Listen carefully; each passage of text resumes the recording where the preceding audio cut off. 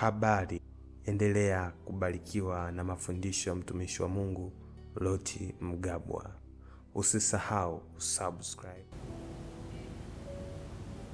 Tunaona watu wanza kwa kasi mkasema mtumishi yenu maisha yetu. Kumbe sio maisha yenu. Kumbe sio maisha yako. Katika ulimwengu wa roho kuna mission imetengenezwa. Ukwame. Soma Wafalme wa Pili 7 pale mstari wa kwanza. Sasa nakuonyesha mambo. Ili tunapoomba leo ujue unaombaje. Elisha akasema, akasemaje? Lisikieni neno la Bwana. Lisikieni neno la Bwana. Bwana asema hivi. Anasemaje? Kesho panapo sahihi, kipimo cha unga mzuri kitauzwa kwa shekeri. Ndiyo. Na vipimo viwili vya shairi kwa shekeri. Ndiyo. Langoni pa Samaria. Langoni pa Samaria. Hapo shika pointi yangu. Panauzwa wapi? Langoni pa Samaria. Kwenye lango la Samaria. Sasa hii ni sura pana sana. Utasoma mwenyewe kuanzia ile sura ya 6, lakini kuna kitu nataka nikuonyeshe leo. Endelea mstari wa 2. Basi yule akida ambaye mfalme alikuwa akimtegemea mkono wake, ndiyo, akamjibu yule mtu wa Mungu akasema, akasemaje? Tazama, kama Bwana angefanya madirisha mbinguni, je, jambo hili lingewezekana? Lakini hutakula. Lakini hutakula. Hapa kulikuwa kuna njaa kwenye nchi. Vyakula vimepanda bei. Afu mwanaume anainuka anasema, watu walikuwa nakula hadi watu. Njaa total. Famine in the city. Njaa imetamalaki. Watu wanakula paka watoto wao.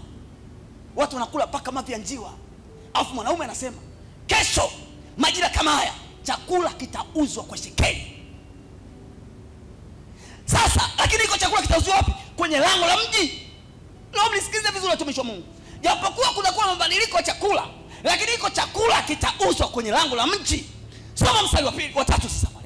Basi walikuwepo watu 4 wenye ukoma. Walikuwepo watu 4 wenye ukoma penye lango la mji. Penye lango la mji. Kumbuka, Elia alipotangaza chakula kitauzwa kwa shekeli, sio sokoni. Kwenye lango la mji. Hapo kwenye lango la mji ndipo wakoma walikaa. Wakasemaje? Wakasemezana, mbona tunakaa hapa hata tufe? Tukisema tutaingia mjini, ndiyo, mjini mna njaa. Mjini kuna njaa. Nasi tutakufa humo. Tutakufa humo. Nasi tukikaa hapa, ndiyo, tutakufa vile vile. Ndiyo. Haya, twendeni tukaliendee jeshi la Washami. Hawa ni watu walikuwa na ukoma miaka na miaka wamekaa. Lakini mwanaume aliposema kauli, chakula kitauzwa kwenye lango, na pale kwenye lango ndio ilipokuwa nakaa wakoma, ghafla fahamu zao zikageuka. Wakasema, kwa nini tunakaa hapa? Hawa watu sikia siku walikuwa wanasema sisi tuna ukoma, kwamba tukienda kule tutakufa, tukibaki hapa tutakufa. Wale watu wakasema, sisi tunakataliwa mjini, acha tukae hapa hapa kwenye lango la mji kwa sababu tuna ukoma. Wakakaa miaka yote kwenye lango la mji kwa sababu wana ukoma. Lakini kauli iliposemwa katika ulimwengu wa roho, mabadiliko yafanyike kwenye lango la mji. Kwenye lango la mji kauli ikaiti, na katika watu ambao iliwakuta ikawakuta wakoma. Wakasema, hapa tutakaa. Hawa watu wamepata wapi yale maamuzi? Miaka yote they are comfortable. Kama wewe vile unasema, mtumishi, haya ndio maisha yangu, huu ndio msala wangu, hii ndio biashara yangu, hii ndio nyumba yangu, haya ndio maisha yangu. Na hata ushtuki. Uwezi ukashtuka kwa sababu ni kitu cha kiroho. Sawa wakoma walipokuwa kwenye lango ni kitu cha kiroho. Endelea mstari unaofuata, nataka nikuonyeshe ili ujue hivi vitu vinavyofanya kazi. Hauwezi ukashtuka mpaka ipatikane nguvu nyingine isionekana kutoka kwa Mungu ikakuvusha katika jina la Yesu. Amen. Endelea mbele mamangu. Haya, twende tukaliendee jeshi la Washami. Ndiyo. Wakituhifadhi hai tutaishi, wakituua tutakufa tu. Basi wakaondoka kabla ya mapambazuko, ili waende mpaka kituo cha Washami. Ndiyo. Na walipofika mwanzoni mwa kimo cha Washami, kumbe hapana mtu. Hapana mtu.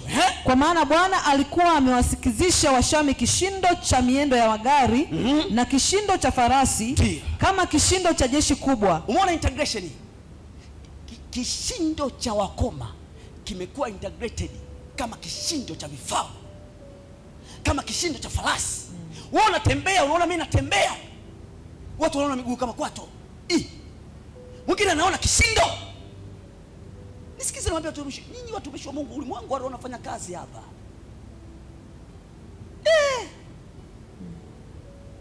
Unafanya kazi. Yaani unaingia kwa sehemu. Wewe unajiona unatembea. Watu wanaona mwangalie yule. Uso wake una kama mavi. Watu wanabadilisha. Unaenda, unasema mbona mimi vitu haviendi, kumbe watu tayari wamegeuza. Na Mungu naye huwa anageuza. Kwa maana hao wenye ukoma walivyokuwa wanatembea, Mungu akageuza. Amen. Nasema tutageuza kwa jina la Yesu. Amen. Nasema tutageuza kwa jina la Yesu. Amen. Nasema tutageuza kwa jina la Yesu. Amen. Unasema mtumishi, unasemaje? Unakumbuka kitabu kile cha Kutoka? Fimbo za wachawi ziliporushwa na zenyewe zilibadilika kwa nini? Nyoka. Kuwa nyoka. Wachawi na wao wanageuza.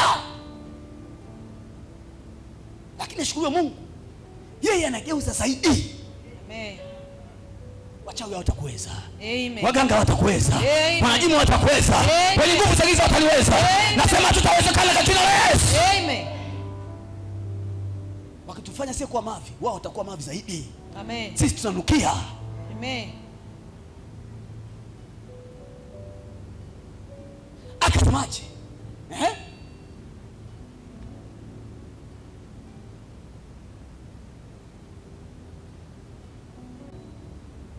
Wewe unaweza kuona ya kawaida, lakini katika ulimwengu wa roho yanafanya kazi. Vishindo watu wanatembea, kumbe vimegeuzwa kwa vishindo vya farasi, vishindo vya farao.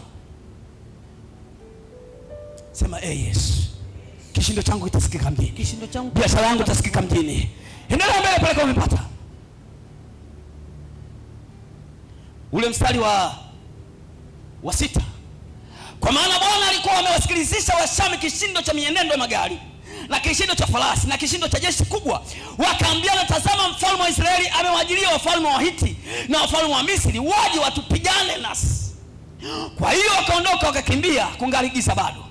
Wakasiacha hema zao na farasi zao na punda zao na kimo cha vile vile kama ilivyokuwa.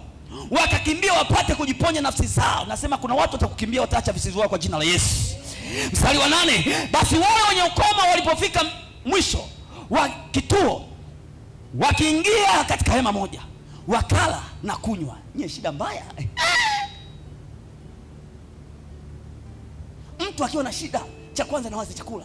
Lakini pale Biblia inasema kulikuwa kuna fedha, kulikuwa kuna dhahabu, lakini wakawaza chakula. Angalia maneno haya. Wakachukua na fedha na dhahabu na mavazi, wakaenda wakavificha. Wakarudia wakaingia katika hema ya pili vile vile, wakachukua vitu wakaenda wakavificha. Ndipo wakaambiana, mambo haya tufanyayo si mema. Leo ni siku ya habari njema, na sisi tunanyamaza mkingojea hata tutapopambazuka. Madhara yake atatupata. Basi twende tukawaambie watu wa nyumbani ya mfalme.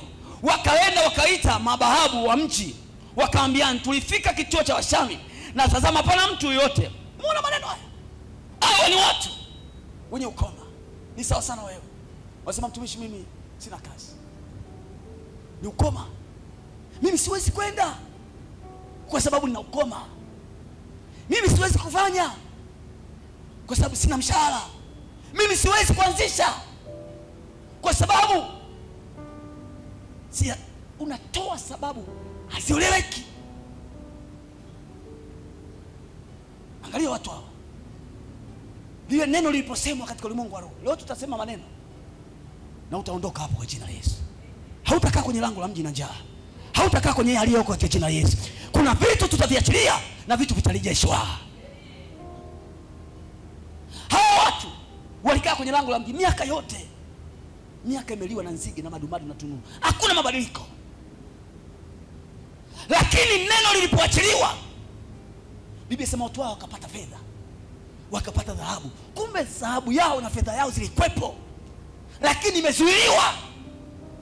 Inaitwa ni roho ya uharibifu. Wamekaa kwenye lango katika kitu ambacho kinakuja kwenye akili yao. Sisi tunaukoma. Nikuulize swali, wewe mahali ambapo upo, kitu gani kinakuja kwenye kichwa chako? Watu wengi kuna mahali mmekaa, mnatafuta sababu. Uje sisi kwenye familia yetu angepatikana wasomi kama 3, maisha yangu angebadilika. Maneno ya kijinga kabisa.